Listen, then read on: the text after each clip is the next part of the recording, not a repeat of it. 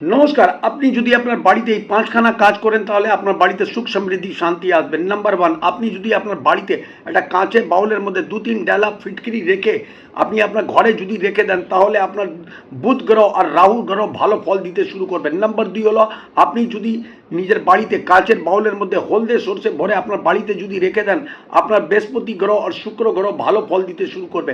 Number তিন হলো, আপনি যদি আপনার বাড়িতে স্যান্ডার নমক দিয়ে সন্দক নমক দিয়ে ঘর যদি পচাপচি করতে শুরু করবেন, দেখুন আপনার বাড়িতে রাহু ভালো ফল দিতে শুরু করবেন। নাম্বার চার হলো, আপনি আপনার বাড়িতে যদি গুগলেরকে জ্বালিয়ে তার ধোঁয়াটা চারিদিকে যদি আপনার ঘরে যদি ছড়িয়ে দেন আপনার রাহু আর কেতুর দুষ্প্রভাব থেকে আপনি বাঁচবেনই বাঁচবেন।